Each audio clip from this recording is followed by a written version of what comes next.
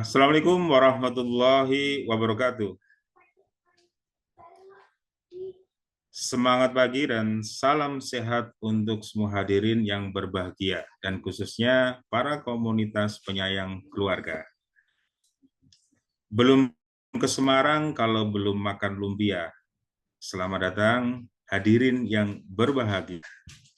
Saya Indriawan akan menemani Bapak Ibu semuanya dalam kegiatan seminar online ini yang diselenggarakan oleh Predikti, Seminarku dan Komunitas Penyayang Keluarga. Bapak Ibu, kita berikan dua narasumber, yaitu Dr. Farid. Beliau akan menyampaikan dampak screen time pada kesehatan pada perkembangan anak, dan yang kedua terkait dengan literasi keuangan. Baik, untuk itu kita akan memperkenalkan moderator yang akan menemani Bapak Ibu. Dr. Setia Dwiayana, boleh cek sound? Cek. Suara saya terdengar Mendengar jelas? ya. Sedikit kami bacakan profil dari beliau. Beliau adalah dokter spesialis anak yang sangat konsen terhadap tumbuh kembang anak. Ya. Hobi berorganisasi dan traveling. Olahraga, jalan kaki, aktif dalam berbagai organisasi. Dari 2010 sampai. Assalamualaikum warahmatullahi wabarakatuh. Salam sejahtera untuk kita semua. Om Swastiastu, Namo Buddhaya, salam kebajikan, Rahayu. Selamat pagi para pecinta keluarga, para penyayang keluarga. Perkenalkan, saya Setia Dipayana. Saya yang akan memandu kegiatan webinar pada pagi hari ini. Pembicara kita ada dua pada pagi hari ini. Yang pertama Dr. Farid Agung Rahmadi. Beliau adalah seorang dokter spesialis anak, konsultan tumbuh kembang anak yang berpraktek di Rumah Sakit Columbia Asia Semarang dan Rumah Sakit Telogorjo Semarang.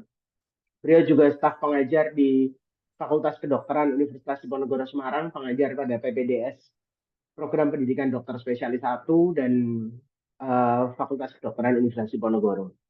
Yang kedua, pembicara kita yang kedua ada Rudi Widiaka, Bapak Rudi Widiaka, sarjana ekonomi, magister manajemen. Beliau adalah seorang financial planner yang akan membahas tentang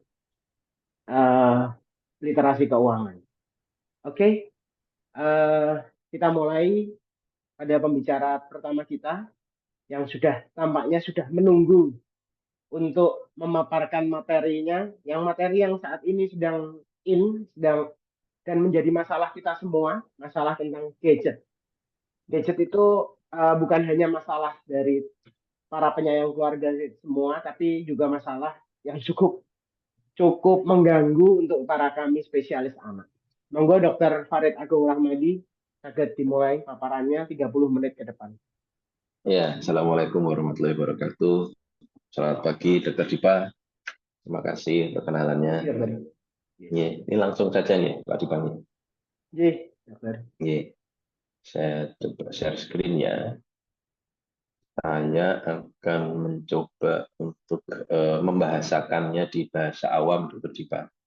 Semoga cukup mudah untuk dimengerti gitu ya.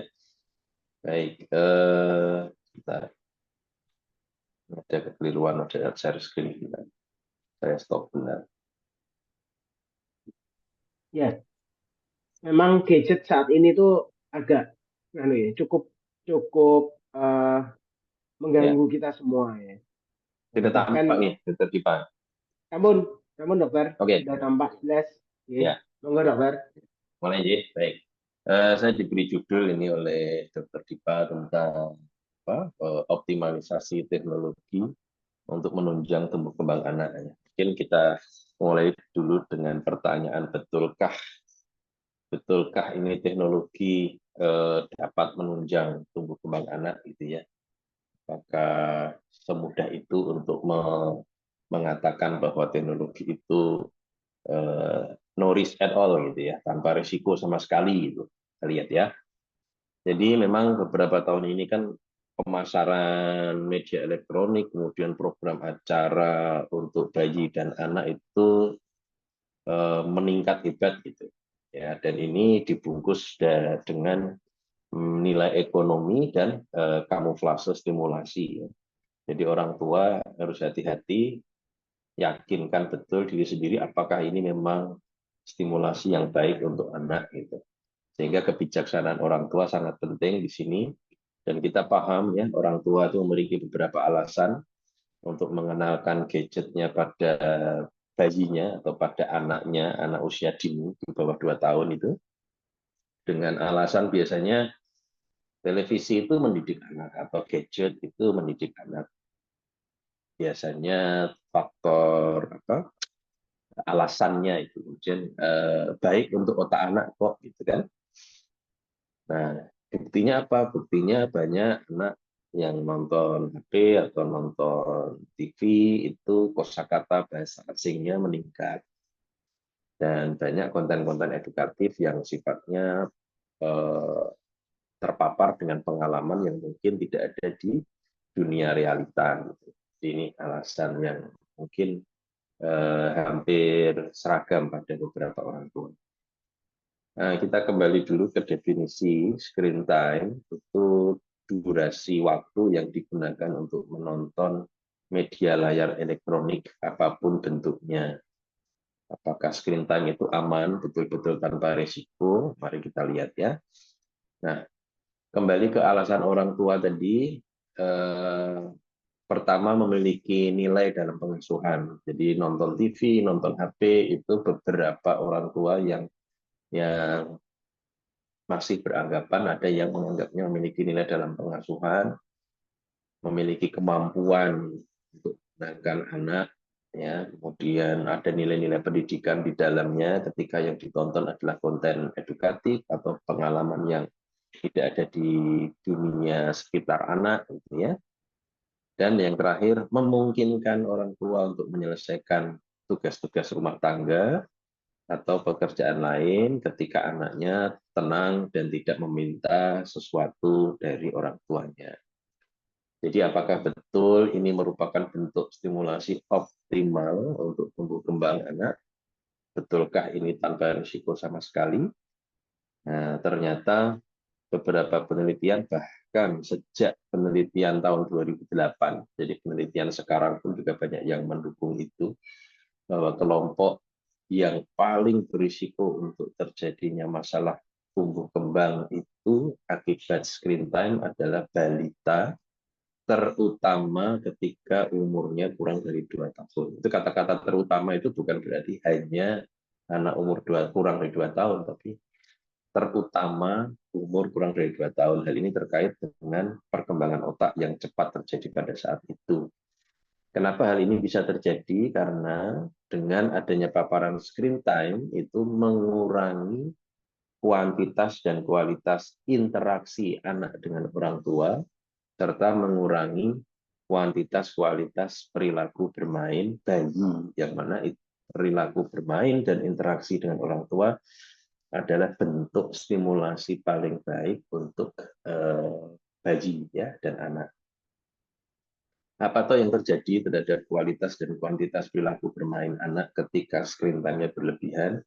Yang terjadi adalah episode bermain anak menjadi lebih pendek, kompleksitas bermainnya menjadi kurang, dan fokus perhatiannya menjadi kurang. Karena memang fokusnya ke screen time tadi. Dan dengan screen time, anak sudah dapat berbagai macam paparan-paparan hal-hal yang banyak itu ya dibandingkan ketika bermain saja.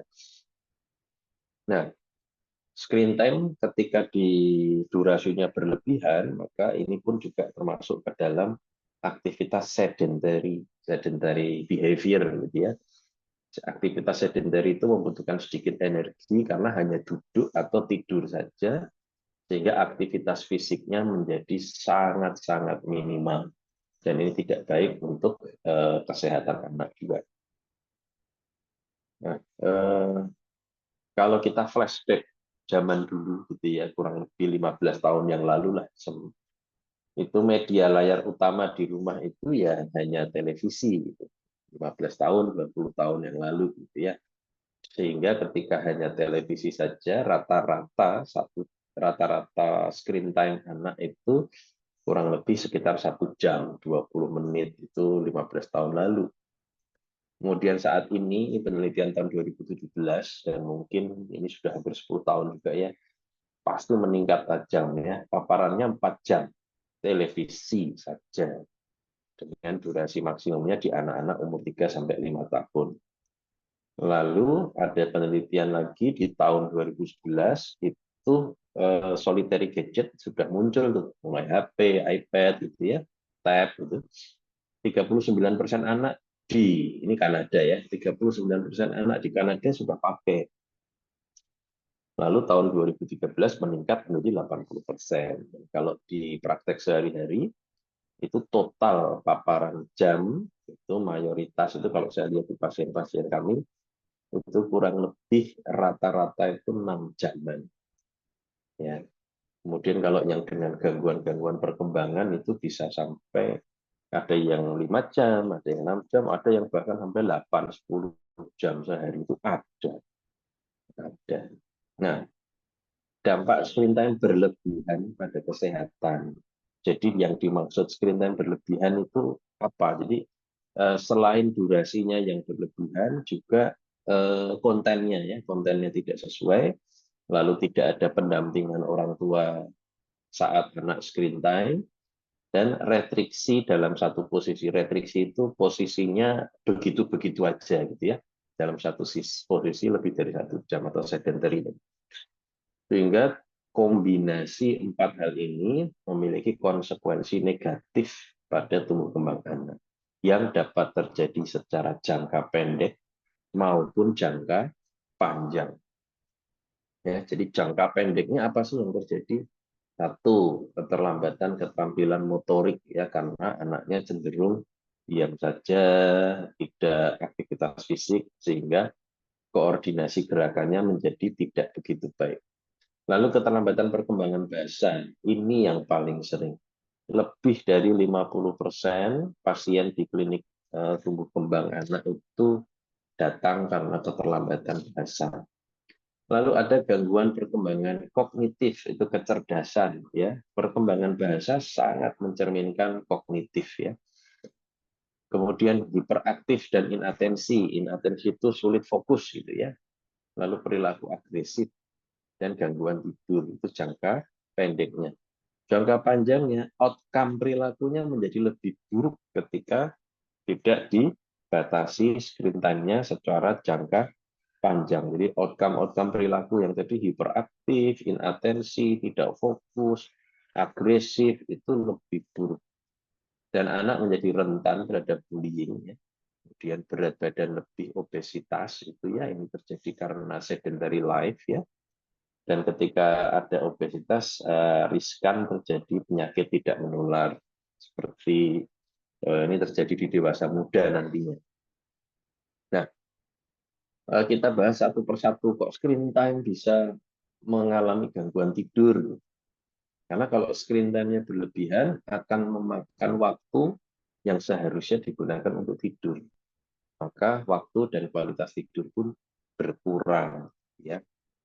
Apakah hanya itu saja? Ternyata ada lagi namanya artificial blue light ya, atau sinar biru dari layar elektronik. Yang mana si artificial blue light ini secara kinerja itu dapat meningkatkan kewaspadaan dan kinerja seorang manusia. Dan dia juga mempengaruhi hormon melatonin. Hormon melatonin itu hormon untuk tidur. Jadi ketika hormon melatonin kita cukup, itu kita jadi ngantuk gitu. Nah, sinar biru buatan itu mengganggu si produksi melatonin sehingga mempengaruhi respon tidur ya, rasa ngantuknya terpengaruh, lalu merasa kurang mengantuk, sehingga akibatnya apa biasanya? Akibatnya minta main. Padahal sudah malam. Karena sudah malam, orang tua udah capek, temannya siapa tadi? screen time lagi karena bisa menenangkan anak tadi, sehingga terjadi siklus lingkaran setan gitu ya. Dan ternyata anak itu lebih sensitif terhadap sinar biru dibandingkan orang dewasa. Nah, itu tadi screen time dan gangguan tidur. Sekarang screen time dan perkembangan bahasa. Sudah terbukti bahwa durasi paparan screen time yang lebih panjang itu memiliki dampak di kemampuan perkembangan bahasa lebih rendah. Dengan mekanismenya, penjelasannya begini. Ada istilah namanya transfer defisit ya, perbedaan antara transfer keterampilan yang didapat dari screen time dan transfer keterampilan yang didapat dengan berinteraksi langsung dengan orang lain. Nah, bahasa itu termasuk keterampilan yang didapatkan oleh anak melalui dunia luar dirinya. Ketika distimulasi menggunakan media layar, ternyata jauh lebih rendah perkembangan kemampuannya tadi. Dan memang lebih bagus banget ketika keterampilan itu didapatkan langsung dengan interaksi orang lain. Itu namanya transfer defisit, termasuk di dalamnya bahasa. Kemudian screen time juga menghilangkan kesempatan untuk mendapat stimulasi perkembangan bahasa dari lingkungan sekitarnya. Kenapa? Begitu si anak fokus dengan layar media elektroniknya, lalu orang tua ingin memberikan stimulasi, terjadi proses pergelutan di situ. Anaknya nggak mau dilepas TV-nya, nggak mau dilepas HP-nya, sehingga ketika memberikan interaksi, ngamuk-ngamuk duluan. Lalu tadi kembali ya sudahlah dipakai aja dulu supaya tenang dan enggak menangis atau enggak marah-marah gitu ya, sehingga screen time ini menghalangi interaksi dengan pengasuh atau orang tua. Padahal namanya perkembangan bahasa itu experience dependent gitu ya. Jadi didapatkan dengan tergantung dengan pengalaman. Pengalaman apa? Pengalaman interaksi dengan orang lain. Sehingga waktu yang seharusnya dapat digunakan untuk stimulasi justru dihabiskan untuk screen time. Tapi kan ada faktor protektif gitu ya katanya ya. Faktor protektif screen time. Jadi screen time itu kan tadi meningkatkan kemampuan bahasa asing gitu ya. Katanya kalau kontennya konten edukasi dan menontonnya didampingi orang tua, maka itu memiliki hubungan yang baik dengan keterampilan bahasa anak. Semakin banyak konten edukasinya, semakin banyak pendampingannya, akan bagus untuk keterampilan bahasa anak. Nah, ini kita lihat nih, benar apa enggak. Nah, ternyata penelitian-penelitian yang mengatakan seperti itu, ketika dilihat konten edukasinya, ternyata sangat bervariasi. Tidak ada konten edukasi standar yang digunakan dalam penelitian-penelitian yang banyak itu. Karena saking bervariasinya, maka kita harus hati-hati dalam menafsirkan bahwa semua konten program pendidikan itu bermanfaat pada anak-anak. Gitu ya. Jadi harus dilihat lagi. Katanya kalau konten edukasinya yang model begininya, 3 hal ini, memberi label objek, kemudian berinteraksi langsung pada anak. Kan ada tuh konten-konten yang mengajak anak untuk berinteraksi dengan layarnya gitu ya. Seperti ada tuh yang konten katakan ya, nah gitu, nanti anaknya ngikutin ya gitu lah. Itu berinteraksi langsung pada anak. Itu katanya bermanfaat gitu ya. Anak anak diberi kesempatan untuk merespon secara verbal.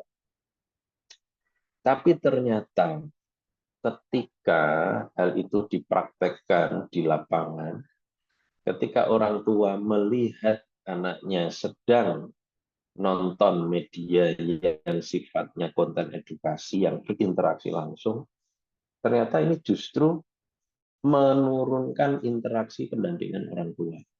Jadi orang tua merasa, oh ya acaranya bagus banget konten edukasinya. Anak saya diajak interaksi di konten edukasi tersebut. Nah ini justru menurunkan interaksi pendampingan anak pada saat nonton konten tersebut. Gitu. Sehingga yang harusnya pendampingan screen time itu bagus untuk meningkatkan kemampuan-kemampuan tadi, yang mana itu terjadi kurang lebih 50% atau separuh dari screen time anak, itu akan turun lagi kalau merasa kontennya edukatif yang ya udah nggak usah didampingi gitu ya. Apalagi sekarang banyak solitary gadget, sehingga yang tadinya 50% sekarang pendampingan screen time itu kurang dari 50%. Saya pernah mengadakan penelitian itu rata-rata hanya 20% aja. Itu pun 20% ketika kita kulik lagi, yang dimaksud dengan pendampingan yang baik itu kan mendampingi dengan berdiskusi gitu ya. Mendampingi dengan berdiskusi, memaparkan apa itu yang dilihat, kemudian ngajari anak tentang apa yang dilihat. Itu ternyata nggak terjadi dari 20% itu tadi. Dari 20% itu yang begitu mungkin hanya 10%. Ya. Jadi pendampingannya hanya pendampingan posisi di sebelah anak, gitu. Mayoritas begitu. Nah, ada penelitian lagi di mana ini? Untuk ya, anak preschool ya, anak preschool mendapatkan screen time yang lebih dini, kemudian mendapatkan durasi yang berlebihan, ternyata keterampilan bahasanya memang lebih rendah, dan setelah dilihat lagi dengan pemeriksaan penunjang, memang ada ukuran-ukuran di otak yang lebih kecil, terutama di kemampuan berbahasa dan literasi, serta penilaian kognitif yang lebih kecil. Nah, screen time, gangguan kognisi dan perilaku. Tadi kan bahasa ya, sekarang gangguan kognisi dan perilaku. Anak yang terlalu banyak menonton televisi ternyata memiliki lebih sedikit waktu untuk digunakan di kegiatan yang stimulasinya bagus untuk kognitif, perilaku, dan motorik. Ya, anak yang nonton televisi di usia 12 bulan ternyata memiliki hubungan yang jelek terhadap kognitifnya nanti di umur 4 tahun atau 5 tahun. Kemudian setiap tambahan jam atau setiap tambahan hari menonton televisi atau screen time yang lain didapatkan penurunan memori kerja, pengenalan kata, dan skor pemahaman dalam baca.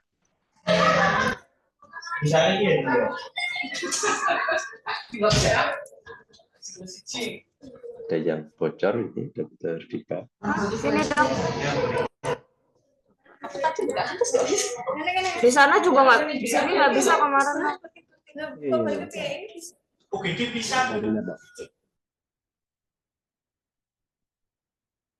Iya. Benar. Nah, screen time dan gangguan perilaku yang lain itu penelitian di Jepang ya. Ketika terjadi peningkatan screen time saat umur 1 tahun, ternyata resiko untuk didiagnosis autis itu lebih besar ya, meningkat. Apakah autis disebabkan karena screen time? Tidak. Autis penyebabnya lain lagi. Tapi begini, anak yang screen time-nya berlebihan itu dapat memperlihatkan gejala mirip anak autis gitu ya. Jadi bukan autis beneran gitu ya. Jadi autistic like ya, simptom. Jadi mirip anak autis. Itu ternyata memang meningkat ininya risiko untuk terdiagnosis itu. Nah, kita melihat bahwa program-program acara televisi itu yang untuk anak, yang kartun-kartun itu ternyata memiliki pace yang sangat cepat ya. Dalam 5 detik itu bisa terjadi perubahan gambar sebanyak 15 kali, 20 kali, itu namanya pace-nya cepat. Ternyata memang hal ini disengaja ya. Pace yang cepat ini disengaja karena fitur-fitur ini diperlukan untuk menjaga anak tetap fokus menonton layar.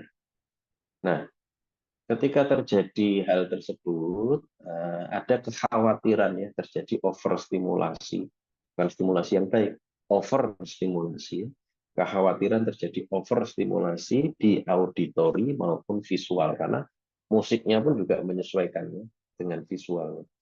Dan ini akan dapat mengkondisikan otak yang sedang berkembang ya, otaknya anak-anak bayi itu ya, anak usia dini, untuk mengharapkan intensitas stimulasi yang sama di realita luar layar ya. Tapi kan tidak bisa karena realita luar layar tidak secepat itu. sehingga anak mempercepat dirinya sendiri dengan hiperaktif dan inatensi.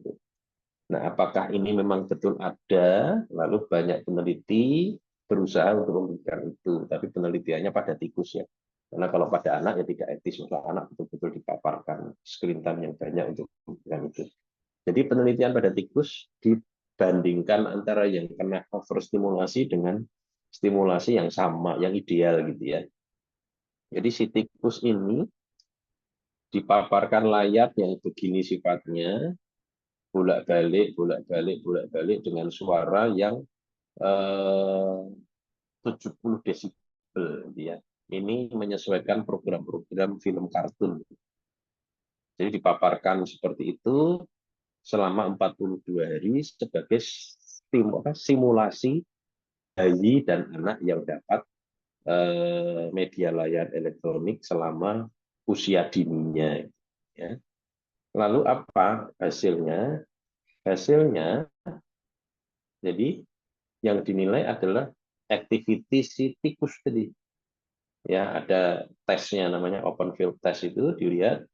Kalau kita lihat kan tikus itu biasanya kalau bergerak melipir-melipir tembok. Ini tikus normal itu kalau gerak melipir-melipir tembok. Ya.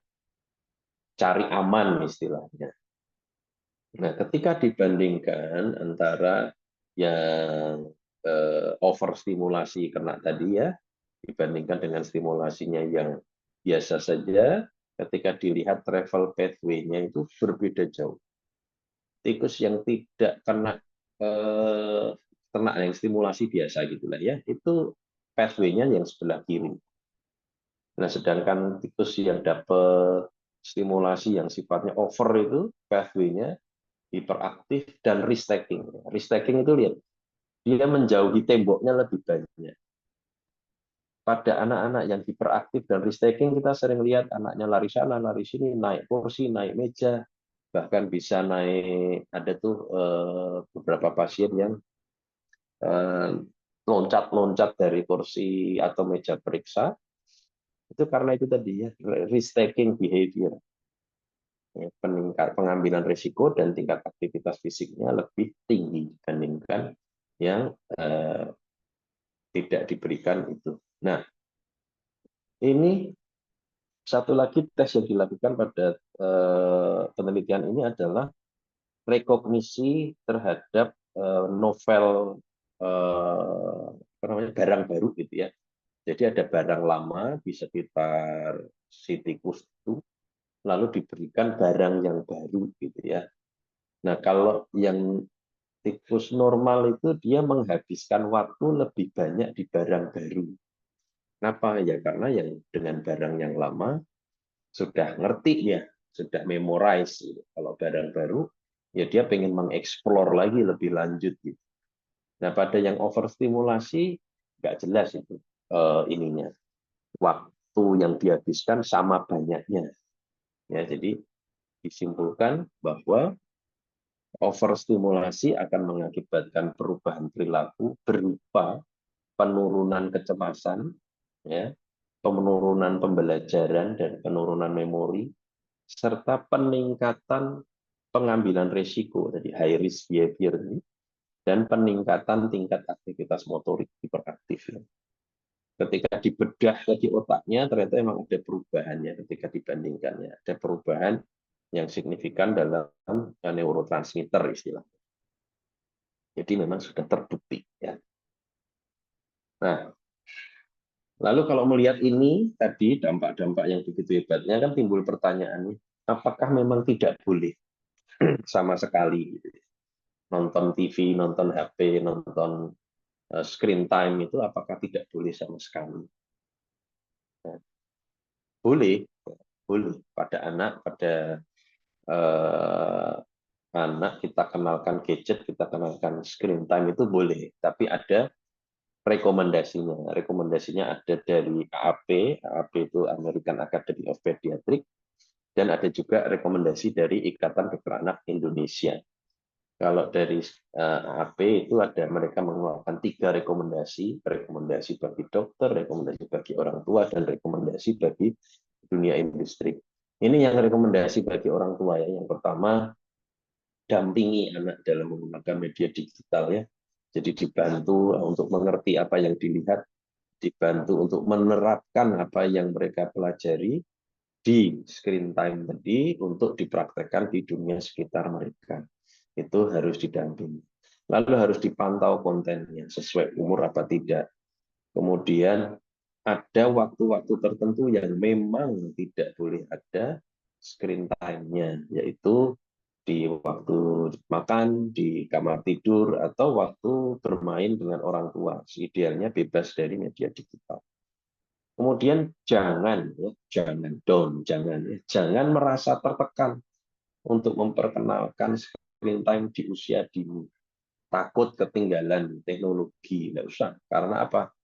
Anak itu akan belajar dengan cepat tentang teknologi begitu mereka mulai menggunakannya nanti di usia-usia nanti ya, di usia 3-4 tahun itu cepat banget. Jadi jangan merasa tertekan untuk memperkenalkannya di umur-umur di bawah 2 tahun. Makin lama memperkenalkannya, selama masih di umur-umur pembelajaran cepat, di bawah, katakanlah di umur-umur sekolah gitu ya, 5-6 tahun, itu cepat banget mereka belajar. Kemudian jangan melihat program yang serba cepat tadi ya, terkait dengan overstimulasi tadi. Jangan menghidupkan televisi ketika tidak digunakan. Ada yang namanya background screen time. Background screen time itu tidak ditonton, tapi ya anaknya itu ada di sekitar media layar elektronik yang sedang nyala. Itu namanya background screen time. Dan itu hampir sama jeleknya dengan yang active screen time. Lalu jangan gunakan media elektronik sebagai satu-satunya cara untuk menggunakan anak, dan jangan memakai media elektronik 1 jam sebelum tidur, karena tadi mempengaruhi melatonin. Rekomendasi IDAI, Ikatan Dokter Anak Indonesia, untuk anak-anak terkait umurnya, ya, kalau umurnya kurang dari 1 tahun, tidak direkomendasikan sama sekali.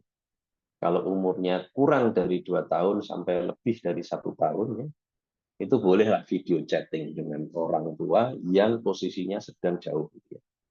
Video chatting. Itu pun didampingi oleh orang dewasa di sampingnya. Lalu ada rekomendasi untuk penggunaan screen time di umur 2-6 tahun itu tidak lebih dari 1 jam. Nah, ini sering kita kelewatan ya, lebih dari 1 jam. Akibatnya apa ya? Akibatnya tadi yang kita paparkan di slide sebelumnya. Lalu setiap screen time didampingi sama tadi ya, konten berkualitas. Lalu ini ketika kita membatasi screen time, maka kita harus menciptakan aktivitas alternatif. Karena anak kalau sudah kena screen time lalu kita membatasi, ya dia akan ini apa namanya, mencari lagi gitu ya, mencari lagi craving gitu ya, mencari lagi screen time-nya. Nah, kalau kita tidak berikan alternatif kegiatan, ya dia akan tantrum dan sebagainya. Orang tua harus menjadi model, ya, ini yang sulit ya. Kadang-kadang kita sendiri melarang anak nonton HP, nonton TV, tapi kita melarangnya sambil pegang HP dan kita tonton. Itu challenge buat kita juga. Kesimpulan, jadi sudah jelas bahwa screen time yang berlebihan ini ya. Jadi kuncinya di berlebihannya. Screen time yang berlebihan pada anak memiliki dampak yang merugikan. Kemudian peran orang tua ini sudah merupakan keniscayaan ya, keharusan. Tidak ada orang lain yang bisa mengatur screen time anaknya kecuali orang tua. Kemudian rekomendasi sudah jelas juga. Dan kalau kita bisa menggunakan gadget ini sesuai rekomendasi, maka yaitu suatu bentuk optimalisasi teknologi untuk tumbuh kembang anak. Ketika kita bisa menggunakan gadget ini sesuai rekomendasi. Sekian, terima kasih. Semoga ada manfaatnya. Kami kembalikan ke moderator. Monggo, Dr. Dipa. Monggo, dokter. Sangat cukup komplit ya paparannya ya, dok ya. Nanti izin saya sebarkan video paparannya, juga izin materi-materi boleh saya sebarkan ya, dok ya. Ya, monggo. Itu kan yang video-video tadi juga saya sertakan ada linknya di YouTube ya. Jadi memang saya kira yang membuat pun juga ingin di-share juga ya, bahwa Iya, ada dampak-dampak ini. iya dokter. Dokter, ini sudah ada beberapa pertanyaan yang masuk nih dokter. Yang pertama dokter, dari peserta kita juga di YouTube, bagaimana cara mengatur durasi penggunaan gadget agar tidak mengganggu aktivitas belajar dan bermain anak? Menurut dokter. Ya, paling gampang itu bukan merubah ya, paling gampang nih Pak Diki. Kalau merubah itu challenge-nya berat. Jadi ketika si anak sudah terbiasa screen time dengan waktu yang begitu, kita mau rubah itu challenge-nya banyak sekali. Tapi ketika kita mulainya dari mencegah, jadi kita betul-betul menggunakan rekomendasi tadi, tidak memperkenalkan dan sebagainya, itu lebih gampang. Jadi kita membentuk, bukan merubah. Kalau membentuk itu lebih mudah. Caranya gimana? Ya dilihat saja. Jangan dilihat aja rekomendasinya tadi. Tadi sama tadi ada kata-kata buatlah aktivitas lain, berkreatiflah untuk membuat aktivitas lain bersama anak sehingga tidak screen time. Jadi kuncinya di kreativitas lingkungan sekitar untuk memberikan stimulasi. Jadi zaman kita dulu kecil kan tidak ada itu, tiba-tiba Iya, tantangan-tantangan media apa solitary gadget ya. Solitary gadget itu kita bisa pegang sendiri, kita nontonnya sendirian, nah itu solitary gadget. Nah, sekarang kan tantangannya banyak. Ya iya dok. kembali ke masa lalu aja bagaimana cara memberikan stimulasi dan tidak ada solitary gadget di sekitar anak. Ya, Iya dok. Ganten. Iya dokter. Matur nuwun dok. Jadi Ya, memang butuhkan kreativitas lingkungan ya dok ya untuk menghindari screen time ini, yang dan ini penting untuk tumbuh kembang anak. Kemudian yang kedua dok, eh, fitur apa saja yang dapat dimanfaatkan pada gadget untuk membantu perkembangan kognitif, motoris, dan sosial anak? ya. Fitur-fitur banyak ya, kayak umpama untuk menyesuaikan dengan umur itu kan ada dari aplikasinya tuh ada yang versi anak-anaknya gitu ya. Kan ada di YouTube Kids gitu kan. Ya, itu bisa kita gunakan. Kemudian filter-filter yang lain itu bisa kita gunakan. Tapi sebetulnya apakah itu kunci utamanya? Kunci utamanya sebetulnya filternya ada di orang tua sih. Jadi filternya ada di orang tua, memperkenalkannya sesuai umur tadi, kemudian memanfaatkan fitur-fitur yang tadi itu dan role model ya. Karena kalau itunya dinyalain tapi role modelnya kurang ya jatuhnya ke hal yang sama lah. Jadi jangan mengandalkan fitur-fitur itu saja dokter Dipak. Iya, betul dong dokter. Pertanyaan kembali dokter yang ketiga dok. Ya. Bagaimana mengawasi dan memfilter konten yang ditampilkan pada gadget agar sesuai dengan usia dan kebutuhan anak dok? Oh itu banyak itu ininya apa namanya cara-caranya teknik-tekniknya memanfaatkan yang di aplikasi tersebut harus nyari Oh iya iya, iya bagaimana dok. memfilternya Jadi itu ada tuh ya iya iya. saya Jadi kira di bisa dipelajari aplikasi-aplikasi itu kan ada lanjut filteringnya ya, dok ya. ya ada Iya, itu bisa filter-filternya dimanfaatkan. Kemudian ya ini ada pertanyaan dok dari eh, Kak Chelsea, peserta kita dok. Untuk anak usia ya 2 sampai 3 tahun yang sebelumnya sudah menunjukkan gejala autis atau sudah didiagnosis autis ringan, apakah tetap boleh diberikan screen time 1 jam per hari dok? ya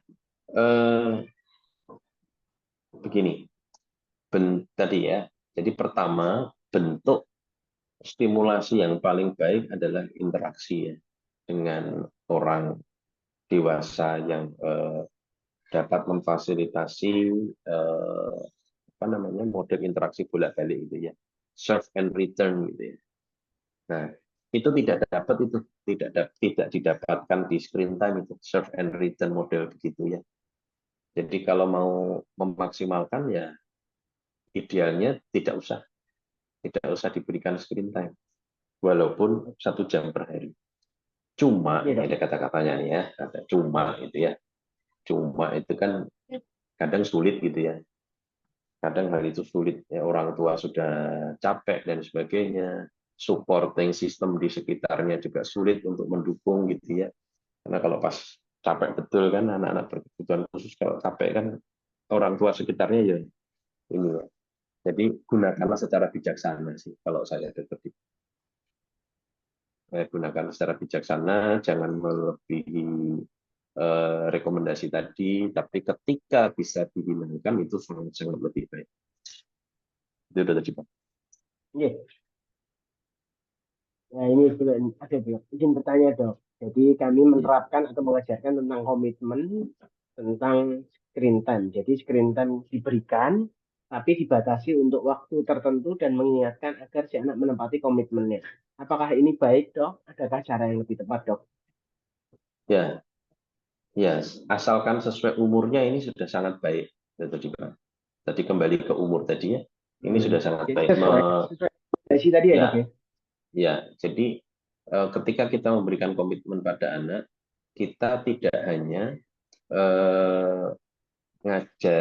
kita tidak hanya mengatur secara otoriter gitu ya, tapi kita melibatkan anak dalam pengaturan ini gitu ya. Jadi jelaskan bahwa ada konsekuensi ketika aturan ini dilanggar gitu kan. Dan dijelaskan dulu semacam kontraknya gitu kan. Kalau kamu begini nanti begini, kalau kamu begini nanti begini. Ya, itu kan berarti anak pun bisa memperkirakan apa yang terjadi. Itu bentuk yang paling baik. Ya. Yes. Baik Dok. Untuk nuwun Dok. Eh, Bagaimana cara membedakan gejala mirip autis dan ASD beneran pada anak usia 2-3 tahun? Dok? Ya. Saya pribadi jarang menegakkan autis di pertemuan pertama, Dr. Siva. Jadi saya masih berusaha untuk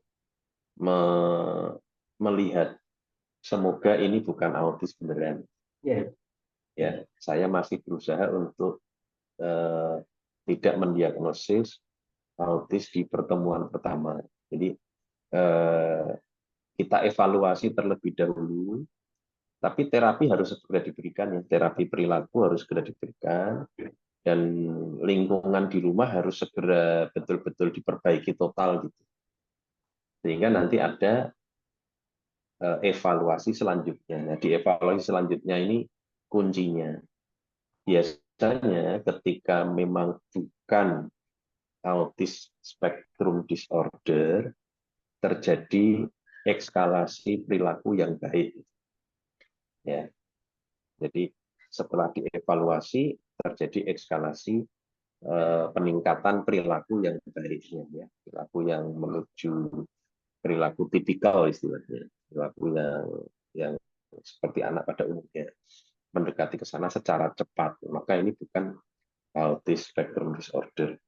Tapi kalau sudah dievaluasi beberapa kali kok masih tetap peningkatannya sulit sekali, padahal di rumah sudah dirubah sedemikian hebatnya, orang tua sudah berubah total gitu ya, ya maka kemungkinan untuk autism spectrum disorder-nya semakin mendekati sana. Tapi yang jelas jangan menunda pemberian terapi. Terapi kan ada dua ya Dokter Diva. Terapi yang secara terstruktur dilakukan di rumah sakit, dan yang paling penting adalah bagaimana orang tua berkolaborasi untuk terapi ini. Jadi jangan lupakan peran orang tua, mau autis ataupun mirip autis, kuncinya tadi kita ini kemudian kita curigai gitu kan, kita curigai lalu kita berikan terapi, dan di rumah juga harus ada perubahan yang luar biasa dalam memberikan intervensi atau stimulasi pada anaknya, lalu kuncinya dievaluasi. Itu udah tadi Pak. Iya. Ini banyak Dok pertanyaannya Dok. Masih ada waktu ya Dok ya? Ya masih Siap, ya, bisa. Ada saran untuk mainan edukasi yang baik yang dapat diberikan pada anak usia 3 tahun? Oke, ini pertanyaannya bagus sekali. Jawabannya mungkin agak di luar ekspektasi. Tidak ada bentuk mainan edukasi yang dalam tanda kutip 100% paling baik, itu tidak ada. Yang paling baik itu justru bagaimana kreativitas orang tua untuk memanfaatkan apa yang sudah ada, kemudian memberikan interaksi yang seoptimal mungkin dengan bentuk stimulasi yang tadi bentuknya serve and return gitu ya. Jadi bolak-balik interaksinya bolak-balik itu, mau pakai alat apapun bisa. Jadi jangan terjebak dengan mainan edukasi. Jangan terjebak ke situ, tapi justru bagaimana kreativitas orang tua memanfaatkan apa yang ada. Tapi bisa loh kita beli mainan edukasi, yaitu disilahkan aja. Sangat-sangat tidak apa-apa gitu. Tapi jangan melupakan ketika sudah dibeli mainan edukasinya tadi, lalu melupakan komponen paling dasar, yaitu interaksi bolak-balik antara orang tua dan anak. Ya, seringnya kalau udah beli mainan edukasi, kelupaannya di bagian itunya. Iya, suruh mainan sendiri ya, Dok. Nah, itu dia. Ya. Ya, ya, ya, gitu. Jadi prinsipnya adalah interaksi dengan anak itu sangat dibutuhkan ya, Dok ya. Apalagi interaksi bolak-balik itu sangat menstimulasi untuk anak ya, Dok. Ya, itu namanya serve and return itu ya, ininya istilahnya. Ya. Saat ini banyak kita jumpai anak yang pandai berbahasa Inggris, Dok, secara otodidak dengan nonton YouTube yang berbahasa Inggris. Mereka bahkan kosakatanya lebih banyak dibandingkan dengan orang tuanya. Bagaimana menyikapi hal ini, Dok? Apakah ada standar maksimum screen time untuk konten edukasi yang bermanfaat? Jadi sudah dijelaskan ya, Dok. Ya, konten edukasi ya tadi ya harus hati-hati, bervariasi sekali standarnya. Jadi prinsipnya kalau bisa didampingi mungkin akan lebih baik dibandingkan otodidak tapi hanya nonton sendirian gitu, mungkin Dr. Jika. Ya. Jadi prinsipnya pendampingan gitu, Dok. Pendampingan itu penting. Pendampingan itu selalu penting. Izin bertanya, Dok. Ini dari teman-teman puskesmas. Baru pertama kali datang puskesmas, tapi keluhannya anak sering tidak fokus, sering mengamuk jika tidak dituruti. Tidak terlalu jelas bicaranya, ada dengan riwayat kerja yang sebelumnya, Dok. Apakah bisa kami evaluasi dulu di puskesmas atau bisa langsung kami rujuk ke dokter tumbuh kembang? Kalau boleh, diagnosa apa yang bisa kami berikan kasus tersebut? Ya, ada kurang lebih 4 tahapannya untuk mendeteksi masalah perkembangan anak. Itu ada 4 tahapan. Yang pertama adalah tahapan surveillance. Yang kedua adalah tahapan pra-screening dan screening. Lalu tahapan selanjutnya adalah penegakan diagnosis. Di 4 ya, surveillance, pra-screening, screening, penegakan diagnosis. Nah, setelah tegak diagnosis ini baru diberi terapi gitu ya, atau ada kecurigaan ke diagnosis tertentu gitu ya, kecurigaan diagnosis tertentu terapi. Nah, posisi teman-teman di puskesmas adalah di pra-screening. Pra-screening itu tujuannya adalah dan cepat gitu loh, dan cepat untuk ditegakkan diagnosisnya itu. Posisi teman-teman di puskesmas. Nah, diagnosisnya ditegakkan di rumah sakit ya, di dokter Dipang ya, atau di dokter tumbuh kembang ya, itu diagnosisnya di idealnya tegaknya di sana. Sehingga ketika kegiatan di puskesmas tadi sudah mendapati ada problem yang memenuhi syarat untuk ditegakkan diagnosisnya lebih lanjut, maka segera saja dirujuk. Jadi contohnya ini, kata kuncinya nih saya lihat ya, sering mengamuk, lalu bicara tidak terlalu jelas. Nah, ini sudah terlambat bicara ini kemungkinannya. Begitu sudah terlambat bicara, kita harus segera naik tingkat untuk penegakan diagnosis. Kalau bingung lagi, bisa pakai yang di puskesmas, pakai itu dokter ditambah KPSP ya. KPSP. Ya, KPSP ya, kuesioner pra-screening perkembangan itu, Perkembangan. ya begitu diperiksa pakai itu kok memenuhi syarat untuk dirujuk, rujuk aja. Ya, Berarti itu udah ada gangguan tumbuh kembang gitu ya, Dok, ya. Rujukannya ya diagnosisnya ya. ya, Mungkin ada ya gangguan betul. tumbuh kembang gitu ya. Diagnosisnya ya ada kemungkinan ada gangguan perkembangan itu ya. Iya. Ya. Ini Dok, ada istilah free playing, Dok. Lebih bagus. Ada istilah free playing lebih bagus untuk anak untuk usia di bawah 5 tahun dibandingkan dengan interaksi bermain. Bagaimana menurut dokter tentang free playing ini, Dok? Ya, kalau kesan yang saya tangkap free playing itu kan main gitu ya, main sesuai apa istilahnya kreativitas anaknya gitu kan. Ya, itu bagus banget gitu ya. Anaknya memiliki kreativitas untuk itu. Tapi ketika kita lihat ada sesuatu yang bisa kita tingkatkan, ya, kita bisa masuk gitu ya. Kita bisa masuk untuk memperlihatkan, ini bisa diginiin loh. Kalau ini kita lihat kadang lihat adik ini belum nemuin cara main yang ini dengan cara ini nih gitu ya. Lalu kita masuk, lalu kita ini bisa diginiin loh. Jadi interaksi ya, prinsipnya interaksinya harus dipertahankan ya, tetap ya. Ya, interaksinya kita gini. Bagaimanapun kan harus bijaksana ya dari Jepang. Kapan ngegas, kapan ngerem itu kan harus bijaksana. Oh iya. Jadi tidak berarti harus dilepas terus ya, dan tidak berarti harus ditempel terus gitu kan. Jadi nggak ada waktu ini ya, Dok. Waktu tepatnya berarti tidak, maksudnya secara, kalau kita kan dokter kan kadang ngomong melalui penelitian atau apa, itu nggak ada ya, Dok, waktu tepatnya untuk ini. Kalau di dunia perstimulasian gitu ya, itu ada namanya 5 tahap untuk memberikan stimulasi secara serve and return itu ya. Jadi kapan kita tahu alarm dari anak untuk istilahnya butuh pendampingan level segini gitu kan, atau ini diginiin aja udah cukup gitu. Sehingga tadi ketika lagi free playing kita lihat bagus tuh, apalagi kalau free playingnya ada temennya ya, itu kan bagus tuh. Free playing ada temennya itu maksudnya teman sebaya, itu bagus banget. Sehingga ketika kita masuk kita hanya ngasih clue-clue sedikit, lalu kita mundur lagi.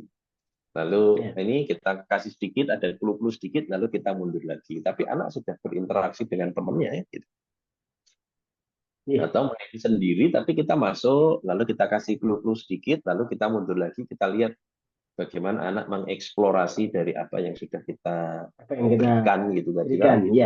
Kalau gini lagi, kita masuk lagi, nanti kita mundur lagi. Nah, itu kan namanya bijaksana. Intinya kebijaksanaan kita sih udah dibilang. Ya, dokter. Ada satu pertanyaan, Dok, terakhir, Dok. Dok, anak usia 17 bulan harus bisa berapa minimal? Harus bisa minimal berapa kata, Dok, berarti, Dok? Jadi ini kan awam ya, Dok. Jadi kadang-kadang teman-teman ini peserta di sini itu masih bingung, Dok. Iya. Kalau di ini milestone perkembangan itu tidak yang saklek umurnya potong secara 17 bulan kan enggak gitu udah cerita, tapi ada range ya. Ada range umur sekian sampai umur sekian gitu kan. Ya kurang lebih kalau 17 bulan punya sekitar 4 kata. Bagus lagi kalau sudah punya 6 kata gitu ya. Selain memanggil orang.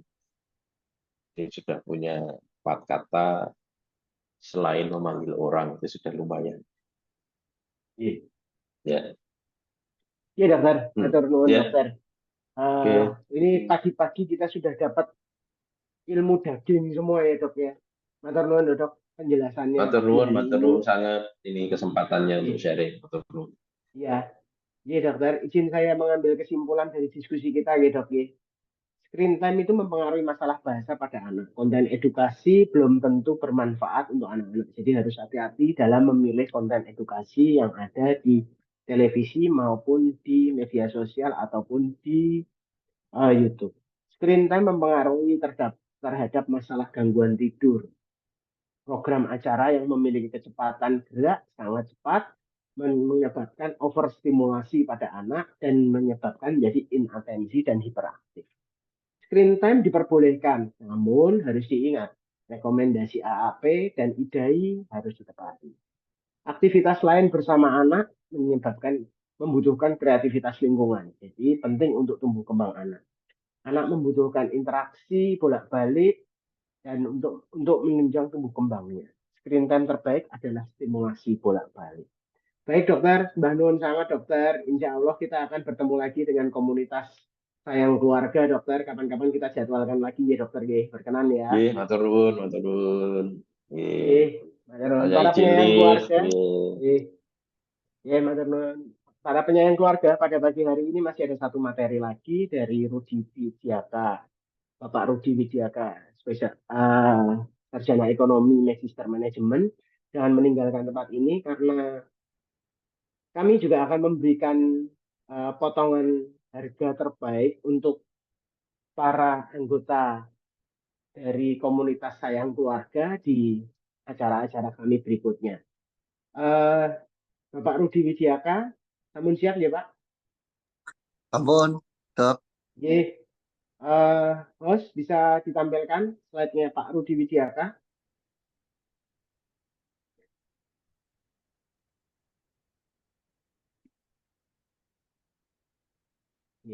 Bentar nih.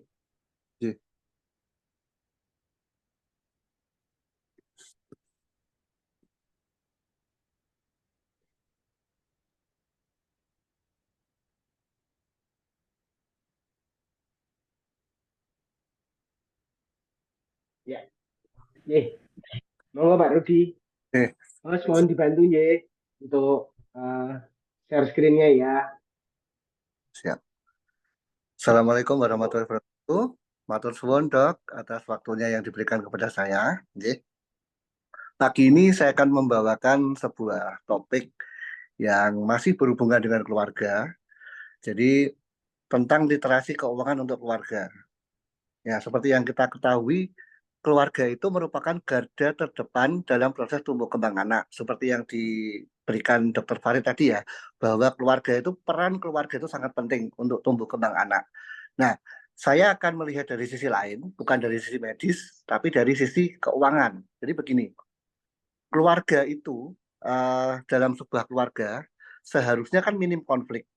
Nah, konflik yang terjadi itu dapat mengganggu psikologi anak dalam tumbuh kembangnya. Nah, setuju ya Dok ya? Jadi dalam ilmu keuangan pun seperti itu. Mengatur keuangan yang benar itu wajib hukumnya. Jadi sebagian besar konflik itu disebabkan oleh masalah keuangan. Dan lucunya sering terjadi keuangan itu sebetulnya secara income dalam keluarga itu baik-baik saja. Namun yang terjadi di Indonesia ini karena minimnya literasi keuangan, kepala keluarga dan ibu rumah tangga itu tidak bisa mengatur keuangannya dengan bijak. Padahal income-nya baik-baik saja sebetulnya. Cuman karena mereka tidak dibekali dengan ilmu literasi keuangan yang baik, akhirnya yang terjadi apa? Ada masalah keuangan. Sehingga menyebabkan ada konflik antara kepala rumah tangga dan ibu rumah tangga sehingga tumbuh kembang anak jadi terganggu. Mungkin bisa next, Pak Hus. Jadi seperti yang saya ungkapkan tadi bahwa kurangnya literasi keuangan menyebabkan tidak tepat guna dalam mengelola keuangan. Artinya income yang diperoleh tadi penyalurannya atau penggunaannya tidak tepat sasaran sehingga menyebabkan yang seharusnya income-nya baik-baik saja malah jadi kurang atau bahkan malah jadi minus karena penggunaan uang itu tidak tepat sasaran. Mungkin bisa next ya. Jadi begini, ini ada survei dari Survei Nasional Literasi dan Inklusi Keuangan OJK. Di survei ini intinya apa? Bahwa separuh masyarakat Indonesia itu masih buta mengenai literasi keuangan. Karena literasi keuangan ini tidak pernah diajarkan dimanapun, Bapak Ibu. Jadi artinya memang parah. Nah, oleh karena itu banyak istilahnya dari OJK sendiri juga sudah mulai intinya apa ya memberikan sosialisasi lah ke masyarakat tentang pentingnya literasi keuangan. Mungkin bisa next ya. Jadi gini, pemerintah itu sangat mengharapkan masyarakat melek keuangan dan melakukan financial planning. Jadi banyak masyarakat di Indonesia itu, keluarga itu tidak merencanakan keuangannya dengan benar. Padahal sebuah pengelolaan keuangan keluarga itu sangat harus direncanakan. Contoh, untuk pendidikan anak, untuk persiapan pensiun, itu harus sudah disiapkan sejak dini. Banyak orang yang, misalnya masih umurnya 30-an, nanti pensiunnya kan masih lama. Padahal yang benar itu harus direncanakan dari awal. Jadi dari kita umur even 25 tahun, kita harus sudah mulai merencanakan untuk pensiun. Karena apa? Karena ketika kita sudah mendekati pensiun, itu sudah terlambat Bapak Ibu. Jadi persiapan untuk melakukan perencanaan keuangan pensiun itu harus dilakukan sedini mungkin. Kemudian untuk pendidikan anak. Untuk pendidikan anak, itu harus direncanakan dari anak tersebut lahir. Jadi kita kadang kan, udahlah nantilah kan ada uang. Nah, sedangkan uang itu harus direncanakan. Kalau tidak direncanakan, nanti ketika waktunya anak sekolah, akhirnya apa yang terjadi? Ya udahlah kita berhutang, kita kalahkan, kita masukkan ke tempat pendidikan yang tidak sesuai dengan ekspektasi kita dari awal. Akhirnya terjadi seperti itu. Kemudian ada lagi, kita harus menghindari investasi bodong. Jadi investasi bodong itu sekarang menjamur Bapak Ibu. Nah, ciri khas investasi bodong itu apa?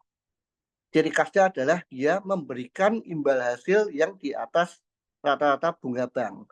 Jadi kalau ada bahasanya itu too good to be true. Ya, jadi kalau Bapak Ibu ditawarkan sebuah investasi yang return-nya itu bisa di atas 15% per tahun, bahkan ada yang kemarin itu nasabah saya ditawarkan investasi 20% per bulan. Itu sudah pasti bodong. Jadi banyak investasi bodong itu yang sebetulnya gali lubang tutup lubang antar anggotanya Bapak Ibu. Jadi nanti ketika Bapak masuk, itu cara membayar uangnya Bapak itu dari anggota yang baru. Kebanyakan investasi bodong itu seperti itu. Dan bentuknya selalu berubah-ubah. Tahun 2000 dulu itu pernah merebak kasus yang namanya Kurnia Subur Alam Kurnia. Kurnia Subur Alam Raya. Jadi itu investasi bodong, salah satu investasi bodong pertama di Indonesia. Itu dulu orang ditawari untuk investasi di pertanian dengan return 10% per bulan. Nah, itu sudah nggak masuk akal. Kemudian terakhir kemarin ada yang namanya robot trading. Jadi kita kalau investasi di lembaga tersebut, kita kasih uang, itu nanti ngakunya mereka itu diinvestasikan di saham, di forex, pakai robot. Padahal itu tipu-tipu. Nasabah saya kemarin ada yang kehilangan uang sampai 2,3 miliar. Apakah dia orang bodoh? Tidak Bapak Ibu. Karena dia salah satu pengusaha sukses di Semarang. Tetapi beliau itu tidak paham mengenai literasi keuangan. Jadi akhirnya beliau masuk ke investasi tersebut dan rugi sampai 2,3 miliar. Nah, artinya literasi keuangan itu penting, harus diketahui semua lapisan masyarakat. Tidak hanya orang-orang di lapisan bawah, tapi lapisan atas juga. Jadi banyak terjadi orang-orang yang baru menerima uang besar nih, uang warisan. Karena tidak tahu tentang penggunaan uang yang baik, akhirnya apa yang terjadi? Dia investasi di tempat yang tidak seharusnya. Kemudian ada poin lagi yaitu menghindari meminjam uang ke lintas darat.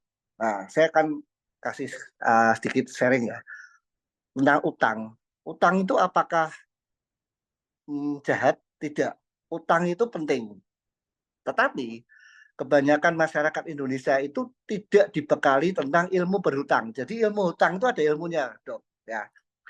Jadi itu tidak pernah didapatkan di bangku sekolah. Nah, kebanyakan orang utang akhirnya berakhir bangkrut. Padahal utang itu penting.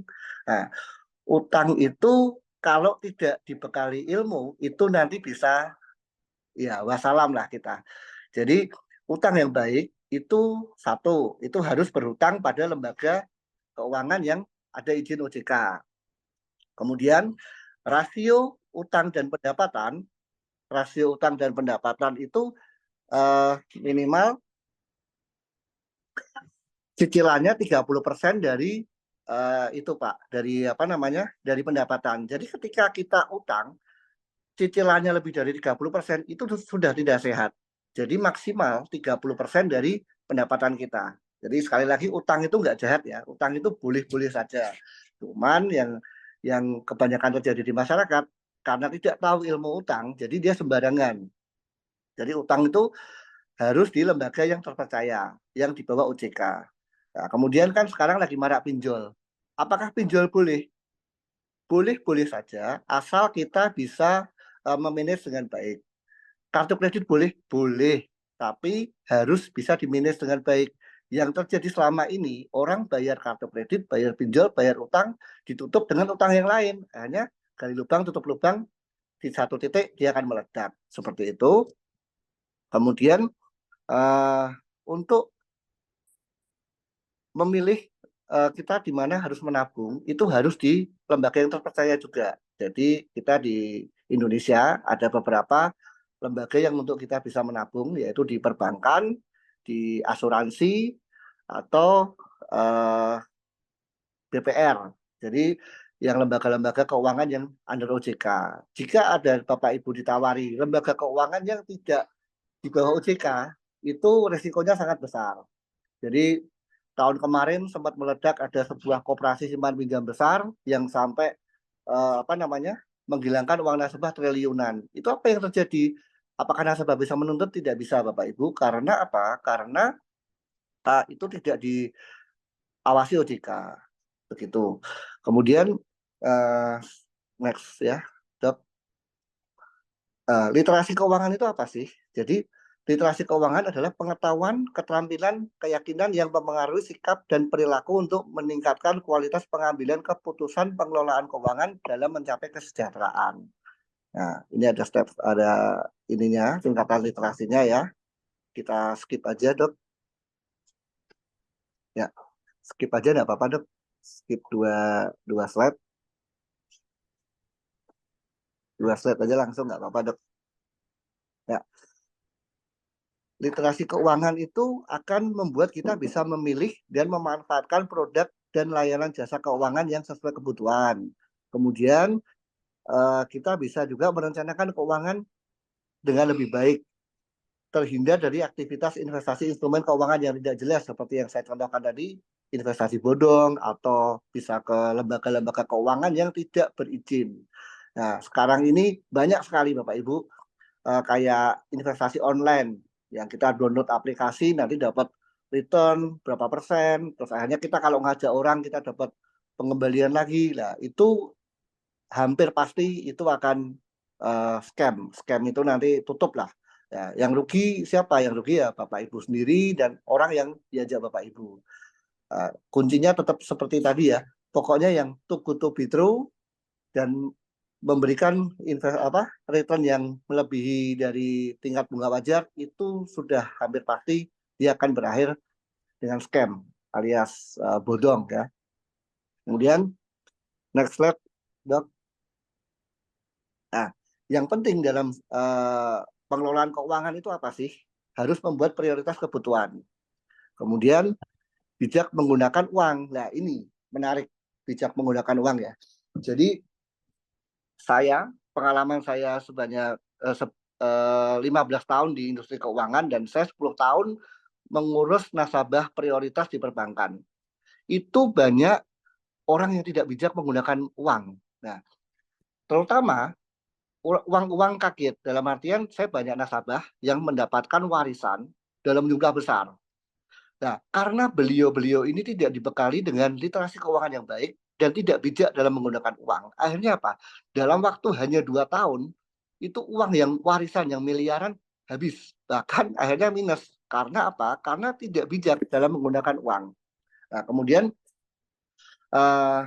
ini kan ada wacana juga nih. PNS, mungkin Bapak Ibu yang ASN ya. Sekarang kan kalau pensiun kan uangnya kan berkala tiap bulan. Ke depan itu ada wacana kalau pensiun itu uang pensiunnya lamsam. Jadi seperti di BUMN atau di swasta.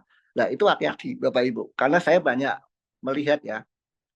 pengguna uang yang diterima lamsam di depan itu jika nggak bijak itu habis. Saya banyak contoh, entah diinvestasikan, entah dibikin usaha, itu habis. Karena apa? Karena sebenarnya mereka nggak ngerti. Nah, tapi yang lebih parah sebenarnya banyak terjadi itu karena gaya hidup. Jadi kalau orang pensiun itu memang harus menurunkan gaya hidup. Kalau nggak mau menurunkan gaya hidup, ya harus di planning dari sekarang. Nah, Bapak Ibu harus mulai mempersiapkan nih uang pensiunnya, terus untuk artinya mulai dilatih tadi membuat prioritas kebutuhan. Karena kalau tidak dibiasakan itu nanti akan terbawa. Jadi ada ada Jawa peribahasa Jawa.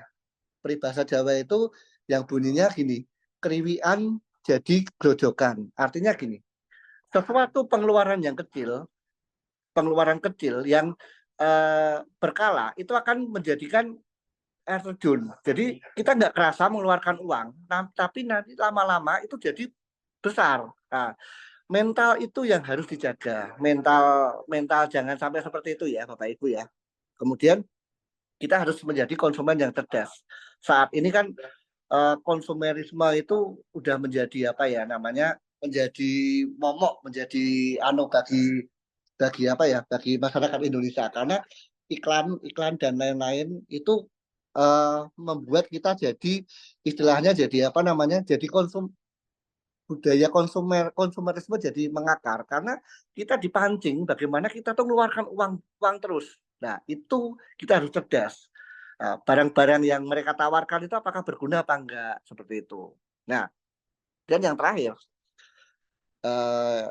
kita harus tetap seperti falsafah lama ya, gemar menabung. Menabung itu penting, tetapi ada yang lebih penting apa? Rajin berinvestasi. Instrumen investasi itu banyak, Bapak. Jadi selain kita investasi di dunia real ya, contoh kita bikin kos-kosan atau apa, itu kan uang besar. Kalau uang kecil ya kita bisa investasi di emas atau seperti itu. Dan sekarang di lembaga keuangan kan banyak, Pak, instrumen investasi seperti reksadana yang cuma 100.000 per bulan, atau kita beli saham, itu sudah nggak perlu uang besar. Itu tapi sifat kebiasaan itu harus kita lakukan untuk jadi kebiasaan.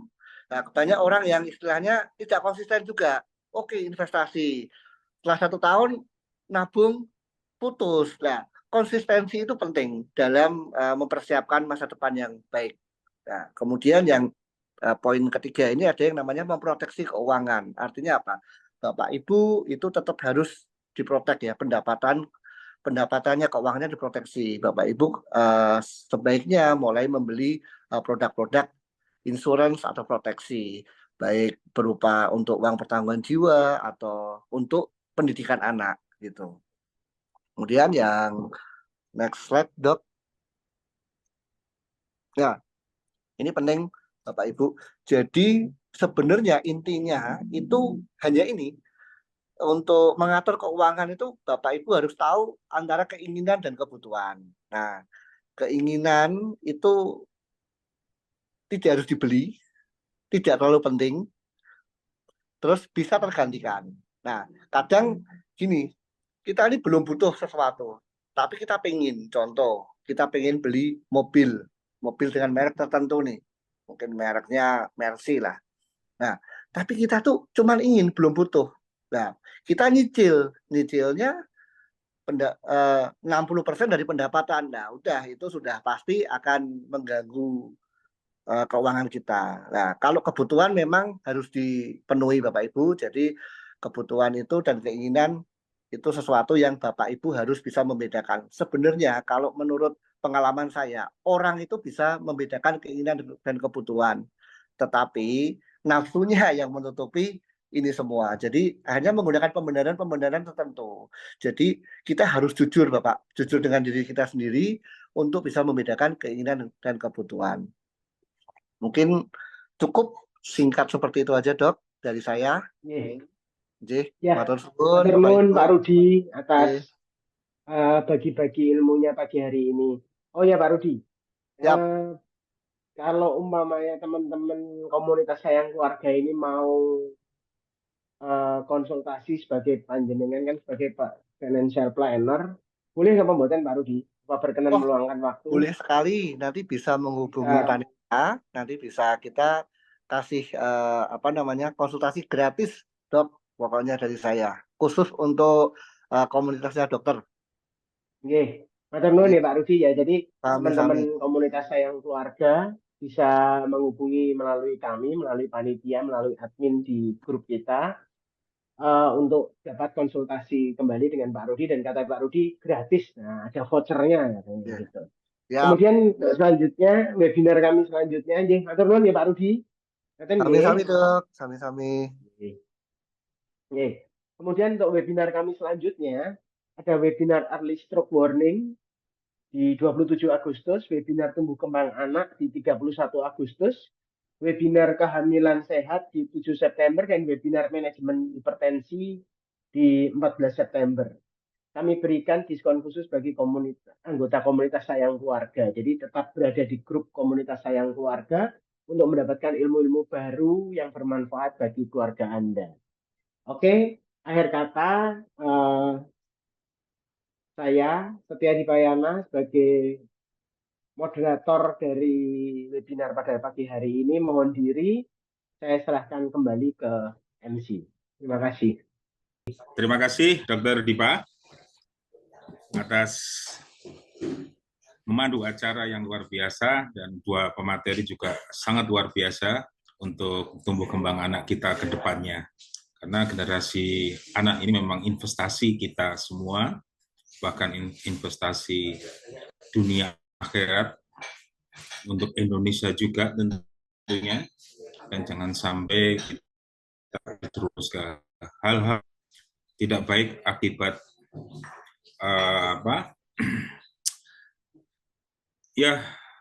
industri industri dari efek domino dari teknologi sehingga anak-anak kita terjerat dalam hal tersebut. Baik, Bapak Ibu, seperti yang disampaikan Dr. Dipa, ada beberapa promo ya Dok ya, promo terkait dengan webinar. Nanti tanggal 27 kami ada webinar neuro. Nanti tolong host di share ya, di grup juga ya, tentang stroke. Ini juga ditujukan kepada nakes dan mendapatkan SKP. Kemudian tanggal 31 ini kembali lagi anak ya, tentang tumbang anak. Ini banyak diminati juga ini. Nanti juga ber-SKP, kurang lebih ada 5 SKP. Kemudian ada hipertensi, kemudian juga ada tentang ginekologi pada tanggal 7 dan 14 September. Predikti dan seminarku dan komunitas sayang keluarga ini selalu menyelenggarakan materi-materi yang hebat untuk hadirin semua. Demikian yang bisa kami sampaikan. Mohon maaf atas hal-hal yang kurang berkenan dalam acara ini. Bapak Ibu, nanti link presensi mohon untuk diisi yang sudah kami sebar di WA Group. Kemudian ini juga nanti akan mendapatkan e-sertifikat, mungkin kami butuh waktu, nanti akan kami share juga di grup. Dan jangan lupa selalu stay on tune di grup kami. Kesepian tanpa kekasih, cukup sekian dan terima kasih. Salam sehat.